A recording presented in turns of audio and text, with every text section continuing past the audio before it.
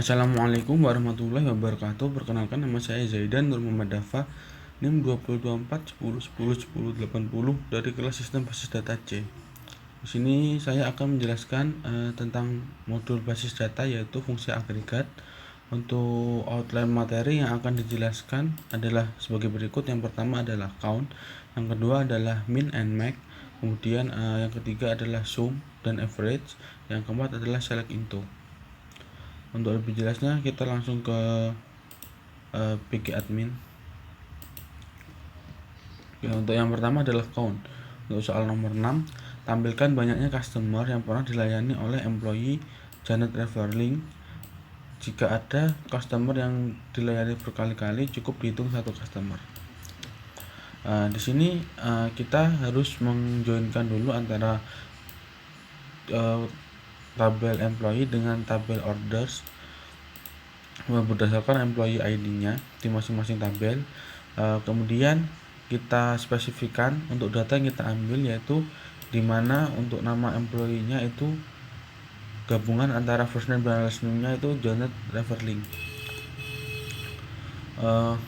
Kemudian kita gunakan select, count, dan distinct, dimana distinct ini akan menghilangkan data yang bersifat duplikasi atau double.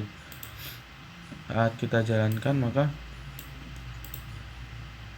akan ditampilkan bahwa jumlahnya customer yang pernah dilayani oleh Janet Everling adalah 63. Untuk soal yang nomor 7, tampilkan banyaknya pengiriman yang dilakukan oleh Federal Shipping dengan tujuan Jerman atau France. Di sini kita harus menjoinkan dulu antara tabel order dengan tabel shipper. Berdasarkan di order itu via ship, lalu di shipper itu shipper ID. Dimana company name-nya itu adalah Federal Shipping, terus dan juga untuk ship country-nya itu ke Jerman atau ke France. Saat kita jalankan perintah ini, maka akan ditampilkan bahwa pengiriman yang dilakukan oleh Federal Shipping dengan tujuan Jerman atau France itu ada 49. Kemudian untuk yang B, min and max, yang soal nomor 5, tampilkan selisih harga pada barang termahal dan termurah dari produk-produk yang disuplai oleh Exotic Liquid. Jadi di sini kita harus menjoinkan terlebih dahulu antara tabel produk dengan tabel supplier berdasarkan supplier ID di masing-masing tabel. Lalu kita spesifikkan untuk company name dari suppliernya adalah Exotic Liquid. Lalu di sini kita untuk mengambil harga termahal, kita menggunakan max pada tabel unit price.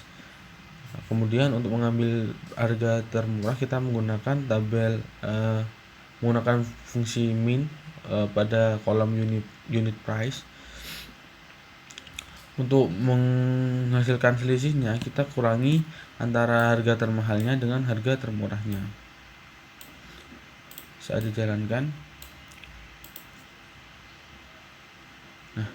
di sini tampil bahwa harga termahalnya adalah 19 dan harga termurahnya adalah 10. Maka selisihnya adalah 19. Untuk soal yang nomor 6, tampilkan rata-rata antara harga produk termahal dan harga produk termurah yang pernah dikapalkan oleh Speedy Express. Di sini kita perlu menjoinkan antara tabel produk dengan order detail berdasarkan produk ID-nya. Kemudian kita joinkan lagi dengan order berdasarkan order detail di order ID di tabel order detail dan order ID pada tabel orders. Selain itu kita juga harus menjoinkan antara tabel shippers dengan tabel orders, di mana via ship sama dengan shipper ID pada tabel shipper. Kita menspesifikasikan untuk company name pada shippernya yaitu Speedy Express. Untuk harga termahal kita menggunakan min, untuk harga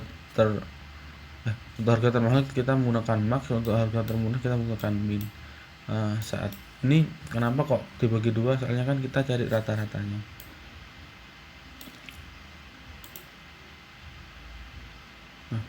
saat dijalankan, maka yang akan ditampilkan adalah rata-rata antara harga termahal dengan harga termurahnya. Kemudian yang C, sum and average. Untuk soal nomor 5, tampilkan rata-rata harga barang berjenis beverage yang telah dibeli oleh Grandma Kelly Homestead. Kita di sini perlu menunjukkan antara tabel produk dengan tabel kategori berdasarkan kategori ID, kemudian juga produk dengan order detail berdasarkan produk ID-nya, kemudian dengan order detail dengan orders berdasarkan order ID, kemudian orders dengan customer berdasarkan customer ID. Lalu kita spesifikkan di mana customer di tabel customer kategori name-nya itu beverage, kemudian untuk di tabel kategori untuk kategori name-nya itu beverage, di tabel customer untuk company name-nya itu Grandma Kelly Homestead. Saat kita jalankan, untuk mengambil rata-rata harga barangnya, kita menggunakan fungsi average. Di sini kita menghasilkan nilai rata-rata dari suatu kolom, maka hasilnya 0 karena untuk customer bernama Grandma Kelly Homestead ini tidak tersedia. Untuk yang nomor 6, tampilkan rata-rata masa tunggu antara order sampai pengiriman dalam satu hari, semua pengiriman dalam satuan hari, semua pengiriman barang ke Brazil. Jadi di sini kita menggunakan fungsi average pada tabel order date dan pada kolom shipment date dikurangi dengan kolom order date pada tabel orders, dimana untuk ship country-nya kita set sebagai Brazil. Untuk ini perintah shipment date dikurangi order date, maka sudah otomatis dia akan mengembalikan hasil berupa hari, sehingga saat kita jalankan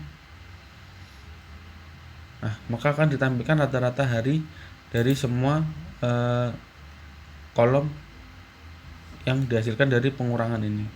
Rata-ratanya adalah 8,14. Kemudian untuk perintah numerik ini adalah untuk mengcasting tipe datanya menjadi numerik, di mana panjang data maksimal depannya adalah 10 digit dan untuk koma di belakangnya adalah 2 angka di belakang koma. Kemudian untuk soal yang nomor 7 adalah tampilkan rata-rata standar deviasi harga barang tipe kondimen. Untuk rata-rata kita menggunakan average seperti biasanya. Untuk standar deviasi kita menggunakan perintah stddev. Kita perlu menunjukkan antara tabel produk dengan tabel kategoris berdasarkan kategori ID-nya. Lalu kita spesifikasikan di mana kategori name-nya adalah kondimen. Saat kita jalankan, maka rata-ratanya adalah ini dan standar deviasinya adalah sekian. Untuk select into, buatlah query untuk melakukan semua order yang dilakukan oleh employee yang ada di employee UK ke tabel order UK. Jadi ini kita diminta untuk menampung semua order yang ditangani oleh employee yang sudah kita buat di employee UK. Untuk kita lihat,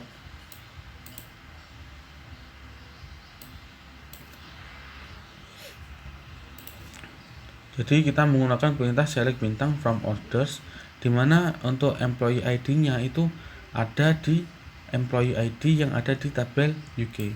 Kita jalankan.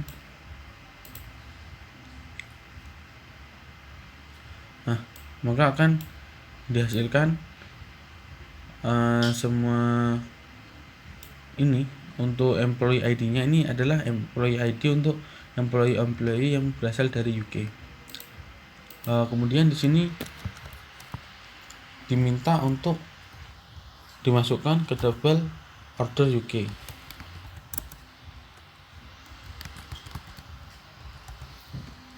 menggunakan perintah into, maka di sini untuk menampung sebuah data yang kita spesifikkan ke sebuah tabel baru.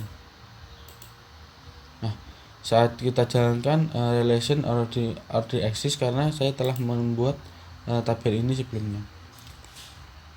Kemudian untuk nomor 6, buatlah perintah SQL untuk menyeting kolom employee ID pada order USA menjadi foreign key yang merujuk pada employee ID di tabel employee USA. Untuk seperti yang kita ketahui ya, saat kita membuat tabel menggunakan perintah select info, maka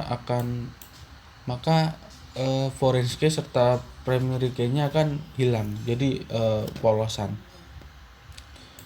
Ini karena sudah saya set di employee USA-nya, ini employee ID-nya sudah menjadi primary key. Namun sebelum di set ini tidak sebagai primary key, maka kita harus mengubahnya dulu employee ID-nya menjadi primary key menggunakan perintah alter table employee USA lalu add primary key ke kolom employee ID. Kemudian setelah kita men-set PK di tabel employee USA, maka harus kita bisa men-set foreign key pada tabel order USA menggunakan perintah alter table order USA add constraint fk order USA. Foreign key-nya adalah employee ID-nya reference to employee USA employee ID. Sekian presentasi dari saya, kurang lebihnya mohon maaf. Wassalamualaikum warahmatullahi wabarakatuh.